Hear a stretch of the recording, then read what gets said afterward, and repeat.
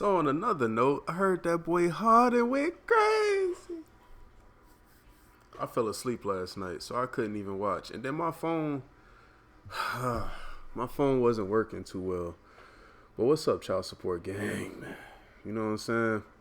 We're going to look at Commissioner Dynamo. Commissioner Dynamo been going up, bro. He was just at 20K, now he at 21. I need my channel to be growing like that, man. But I'm going to keep grinding. I'm going to keep reacting. Like, the one thing I remember D. Chanel said, like, hey, man, I just be grinding. But that ain't probably what she said, but she was just basically like, she just dropped videos consistently. Whether they hit or miss, like, she just keep consistent. Like, something gonna pop off, you feel me? But, he just dropped this 6 minutes ago, and I'm already reacting to it. But, yeah, like, I wound up seeing that Russ came off the bench, and he talked to Ty Lue and was like, yo, I want to come off the bench. Russ, I don't know, man.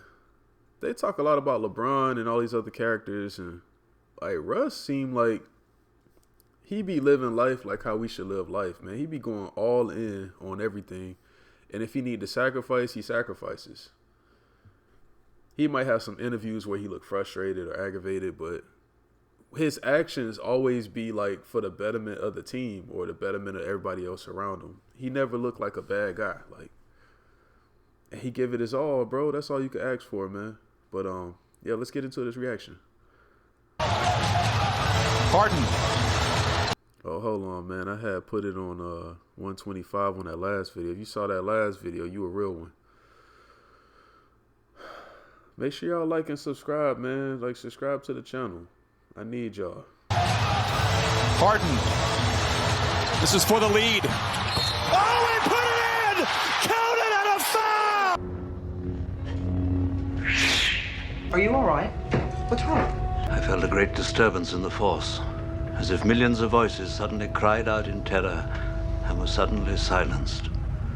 I fear something terrible has happened. What a horrible day, what a horrible night, what a horrible life. A double whammy of repugnant events. Give me a few hours before I can talk about this one. I just need to write out my will. You know what's worse?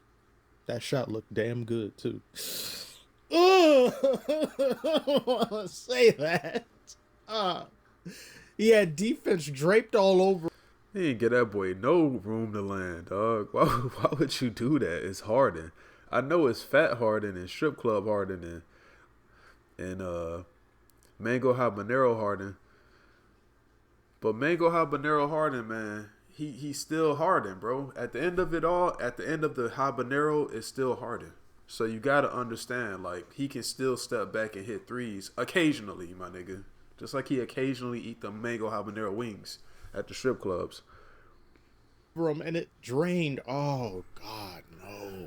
If I was a Clipper fan, my reaction would be that of Steve Ballmer's. Disgusted relief. I'm gonna have to do.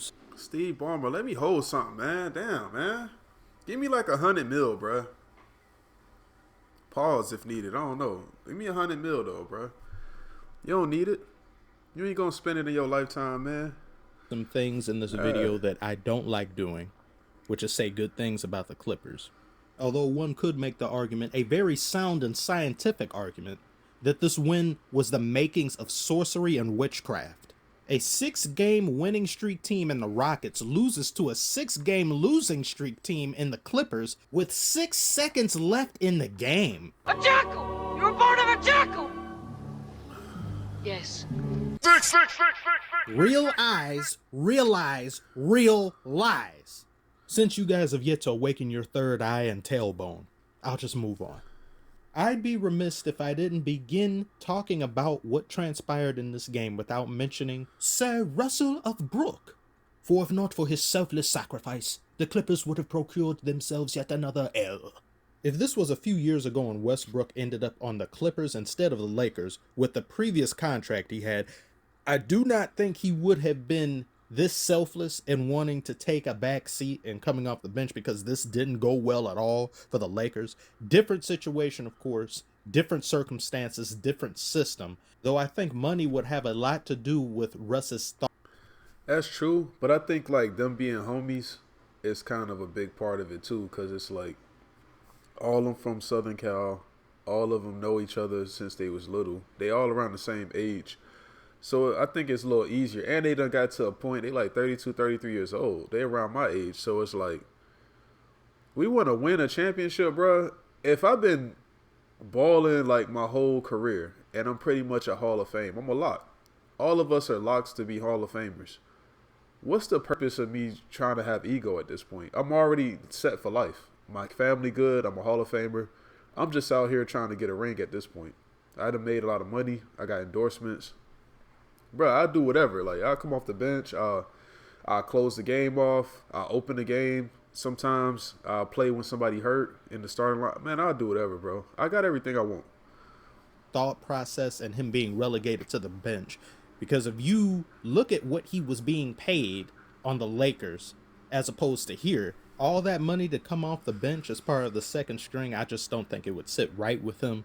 And he's looking at it more so, I came here to work. I came here to do a specific job. I came here to give you the best of myself in the starting lineup for starting lineup money.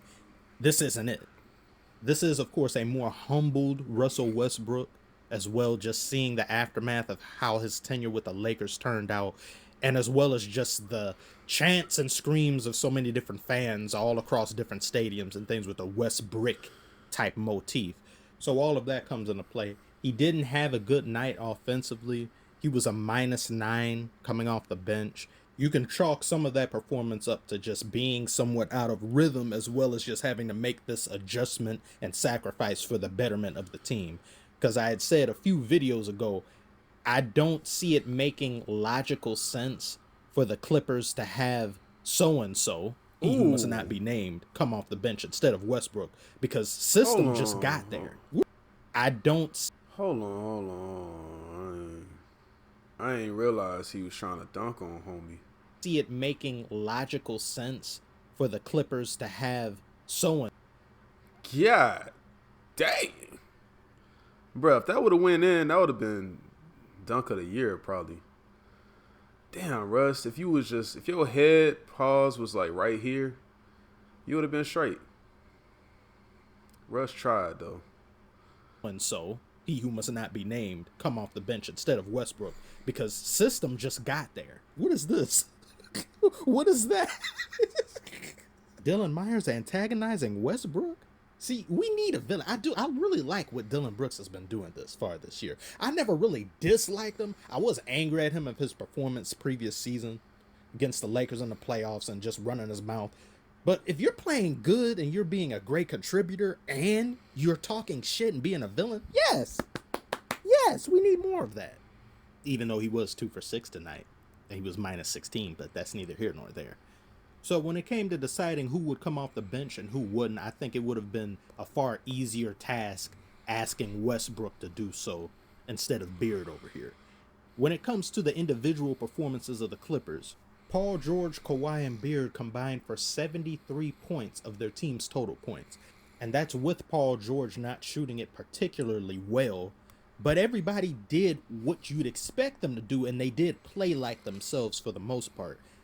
But the fact that you guys nearly lost and this came down to the wire, even with those efforts, should be very worrying, to where you need your core 3 playing like the best version of themselves or close to it in order for you to win a game by a few points. I believe somewhere in the first quarter or in the middle towards the end of it, there were about 5 total turnovers the Clippers had as a team, as well as just how much control the Rockets had over the Clippers in this game, where they seized control somewhere in the second quarter and it didn't start to let up until the third, and then the Clippers blew a lead that they had. The Rockets got right back into it. They never really left out of it. They were always hanging around. They wouldn't go away, and the Clippers just couldn't really maintain the run. It was just constantly playing catch up, trying to go basket for basket. And this is a very young Rockets. The Sengun dude is tough, bro. He tough. I just don't like how he be running. He be running like this. It be zesty. I'm like, why you got your titties poking out, my dude? Like, you got double D's and you trying to hold them up, like. But he be dunking and he be like shimmying and all of that. He be straight. But team, an unproven team, and they're able to do you guys like this. Yeah, but the Clippers are unproven too. Yeah, but you guys are veterans. You guys are supposed to be some of the best the NBA has to offer. Should not take you this long having to put down some rookies and new individuals. But that, once again, could be a testament to Ime Udoka's coaching, as well as just the makeup of this Rockets team, which I've already talked about. With how they've been looking thus far and the potential going forward, I believe the Rockets, despite still needing some... I ain't gonna lie, man. I ain't played basketball in the NBA level, on the college level. I tried out for my college basketball team at FAMU, but I didn't do well. I didn't come to the second trial because I was just like, man, I'm washed. And I was only like 17, 18 years old. I was just like, man, I ain't got it no more. Which is wild to say, like, damn, I ain't got it no more at 18 years old. But to be honest with you, just playing pickup basketball on the low level at the bases, in the military, shit, at the park, you could have the best players on your team. Like, you could see this dude one day, he hooping. Damn, boy, he was going crazy. You see this other person, they was hooping. Damn, he crazy. You see your brother when he be playing you in a hustle. Damn, that boy be going crazy. Then it's like, you get all of them on your team and you running a 5-on-5. Everybody looking around to see, like, okay, you go crazy a lot. Like, I done seen you, like, go ahead. And then he's shooting the ball missing. Damn. So, all right, you go ahead. Like, do your thing, bro. Bro, my brother missing. Damn. So the other dude, he looking at me like, hey, man, I be seeing you go crazy. So now I'm trying to boogie do my thing. But now it's like 5-10 minutes into the game. I ain't had no shot because I was trying to watch them go crazy. Now I'm trying to shoot and get my rhythm. So at the end of the day, nobody gets enough touches. Nobody gets enough time with the ball. Nobody gets a rhythm. So now we got to figure out, damn, man, all of us are alphas. All of us be scoring when it's just us because that's what we have to do. But when we all relying on each other, who's going to be the main person that's taking more shots? Who's going to be the... It only takes time, bro. Time will only reveal, like, okay, cool, I play better with them in this role and that role. But when I'm by myself and I got to do everything, I've been able to do that because I ain't had no choice. But when I just relinquish my choice, I can't rely on them to score. That'd be hard having too many, like, people, man. It's like too many chefs in the kitchen. It's a real thing. I make my steak this way, you make your steak that way. You put rosemary and thyme, I put butter and garlic. Like, it's like, bro, my way tastes good for what I do, and your way tastes good for what you do. I could probably eat your steak and be like, yeah, that's fire, but I prefer mine. Like, it's just the way I cook it. Like, I don't know. So now we gotta compromise. And it's good that Russell came off the bench, but at the same time, it's like, yo, they gonna need at least like 30 more games to like understand what everybody be on the court, what everybody wants to do, what time to give him the ball, what time I need to shoot versus when I need to pass it up. It's too much that goes into it, man. I was on the low level, so I could just imagine like these people getting paid millions of dollars and they trying to figure it out like on the fly. And we watching every single game. You got to give them time, bro. Harden didn't even have like a training camp with them. So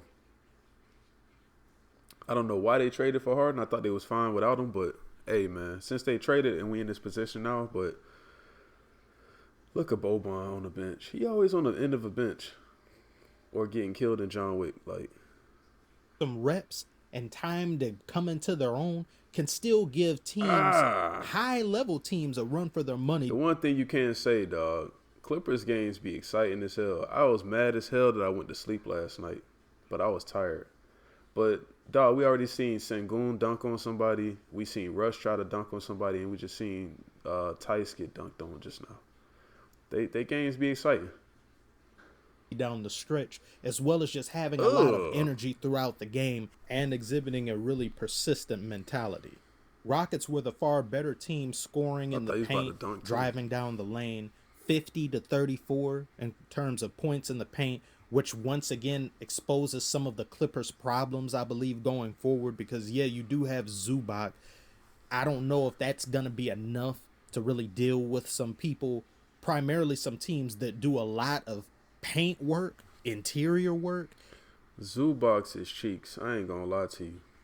And Zubac, to me, while he does give you some size, he does give you that presence of somebody who can deal with a potential center and stuff. You go up against a team with a true center, an elite dynamic center, a Joel Embiid, Nikola Jokic, he'll get punished more often than not. Unless he's going up against Anthony Davis, where Shit, when he be going up against Luka Doncic, he be getting destroyed. I wouldn't put it past him to one night in particular outplay Davis, because Davis is just... Bro, Van Vliet is an inch shorter than me, and he was able to just drain that three. This nigga 5'11". I'm like 6'1", bro. Shorter than me, and he's able to shoot over Zubac. That means his presence is not felt like at all. It's wishy-washy. While the Clippers did have some turnovers early, Rockets had more, of course. They had more than they, I'm sure, would have liked. Some timely, costly ones at that. That's going to be a symptom of a young team as well, including allowing players on the opposition to get to their spots too regularly, which Paul George, even though he didn't shoot the ball particularly well, Paul George don't never shoot the fucking ball. Like, I'm sorry, bruh. This is one of my favorite players, man. I'm not ragging on him, but look how open this shot is, bro. Like, how you be missing this type of shit? You get paid way too much and you wide ass open. This shit should be a layup for you at this point. Including allowing players on the opposition to get to their spots too. Bro, this should be a layup for this man, bro. It's in the corner. That's the shortest side of the three ball. He always shooting bad. But check this out. Hold on. Wait for it. Regularly, which Paul George, even though he didn't shoot the ball particularly well. Norman Powell with a contested hand on that weird little wing, that little side, it'd be kind of tough. You have to make the shot. Like, you can't rely on the backboard or nothing. Norman Powell can make this shot. Well, they let him get into his favorite spots far too often. And they're lucky he wasn't doing too well on that end. Because any other time you go up against a certain team in this league, they are going to make you pay for that. You go up against someone like a Curry. Damn. You go up against a Damian Lillard who's playing like himself. Go up against a Luka or a Kyrie. You're not going to have a fun time. And some of that was displayed tonight. So overall, while this is something to be relieved about if you're a Clippers fan, streak has been broken. You can now take this win, provide some momentum going forward. It isn't a win I would be happy about, and this isn't just coming from the part of me that takes a bubble bath each and every single night the Clippers take an L. How you win definitely matters, and being hyper aware of that will cause you not to rest on your laurels and think star power and star power alone can get you over the hump, because with the way things are in the league, that's just not going to be the case anymore. So tell me what you guys thought about this game below. You think that... I thought that game was fire. I thought it was a lot of excitement. Them getting their first win, Russ being real like he always is, and taking a step back so the team could be successful is something we all could learn from. Not feeding into the toxic like headlines that was all around him, just staying true to himself. And the Beard showed up. Everybody showed up. I think all they had to do was just get the monkey off their back. Now that they got the monkey off their back, they straight. Now that they opened up that can of worms of Harden starting, Westbrook coming off the bench, now we could really see what the Clippers could do with Harden. And Harden, every game, I feel like he going to get more and more in shape. He going to get more and more used to like how they play.